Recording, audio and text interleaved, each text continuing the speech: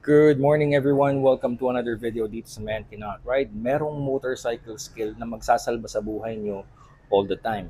Yun nga lang, may problema ang mga Pilipino pagdating sa skill na to. I am referring to covering the front brake lever. Ganitong itsura. Dito pa lang marami na tayong pwedeng pag-usapan. But let's focus first on covering the front brakes.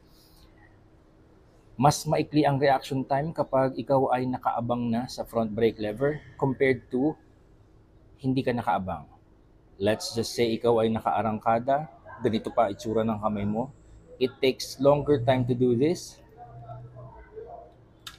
compared to, let's say, nakabukas yung throttle, nakaabang ka, ayan, nakapatong yung lever, yung daliri mo, and then when you want to slow down and stop, you are already there. Tingnan natin ang disadvantages ng ganitong itsura. Unang-una, masakit sa kamay ito. You are sacrificing control and stability using this walwal position. Okay? Tapos, masakit sa kamay at hindi ka makakapag-counter steer ng maayos. So that's not good. When you release the throttle, going to the brakes, there's a tendency na kapag nirelease mo ang throttle, going to the brakes, open mo ulit yung throttle. So, hindi maganda yung throttle control. So when you release the throttle, let's say binitawan mo lang, and then you go, ang isa pang disadvantage nito is your tendency is to grab the brakes or stab the brakes or grab the brakes. Hindi pwede yun. That's not safe. So tingnan natin ang advantages ng ganitong posisyon.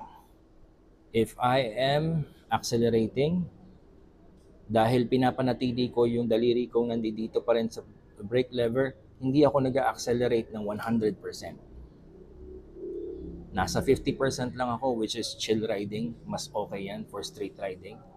I'm always ready. Hindi masakit sa braso, hindi masakit sa kamay. I can modify my position like a screwdriver. Squeeze the throttle, pero yun pa rin yung gauge ko. Yung tip, yung tip ng middle finger ko, nandun pa rin sa brake lever, nakaabang pa rin. At gagapang lang yan. If I want to slow down, I will release the throttle. At ang nangyayari kasabay niyan, gumagapang na yung daliri ko sa brake lever. Look, I'm already squeezing the brakes by the time I shut off or turn off or I close the throttle.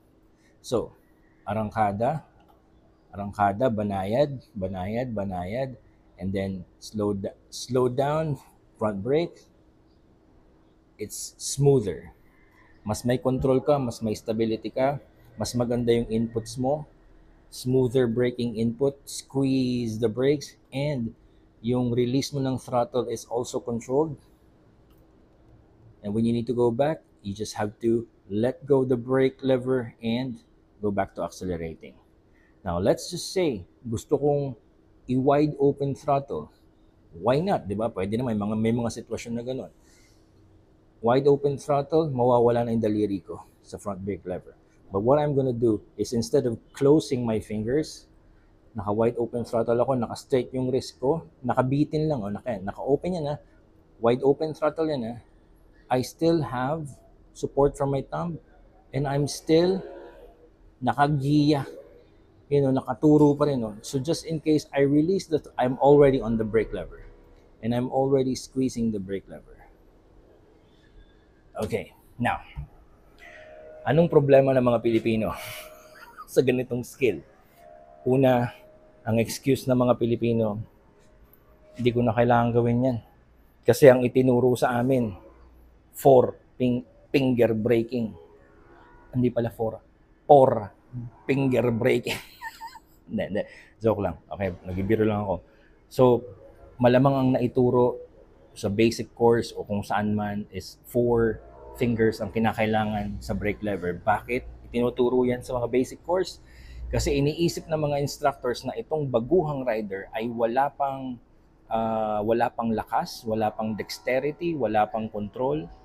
Kaya 4 fingers muna ang pinapagamit para buong-buo yung pressure niya, which is it's not good because it's forming a bad habit. It's forming a bad habit. 4 fingers is too much. 4 fingers. too much, that's overkill for the brake lever.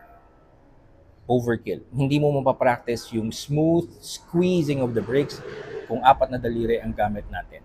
And sinasacrifice mo yung control sa steering kasi mawawala yung dalawang daliring nakabalot sa throttle. So let's just say nakaganyan ka, naka full wide open throttle ka, tapos bibit, tapos gaganunin mo pa, wala, biglaan yun, sesemplang ka nun. Another thing na problema sa mga Pilipino is that sasabihin nila, hindi ko na kailangan gawin yan, dyan lang naman ako eh. Ang lapit-lapit lang eh. Di, safe naman eh. Wala namang ibang kasabay sa kalsada. Hindi, ikot lang naman ako. Hindi, dyan lang. Safe naman. Okay naman ako eh. Magaling naman ako eh. Wala namang nangyari. Wala namang nadamay eh. Wala namang mga excuses ng mga Pilipino. Or sasabihin pa ng iba, ba yan, mga cover, mga pangmayaman lang yan, pang pag nag-i-English lang yan eh. Or sabihin, hindi, pang racetrack yan eh, pang ano yan eh, pang advance na yan eh, pang pro na yan eh, pang laruan lang yan eh. So, hindi ko alam kung bakit napakarami nating excuses kapag nag-aaral tayo ng proper riding skills. Dahil ba jahe, nakakahiya, cringy, nababado yan, na naaalibadbaran kasi may mga terms, may mga words na hindi abot ng utak. It's very simple. Very simple. You need the shortest possible reaction time for slowing down and for braking. That's for safety.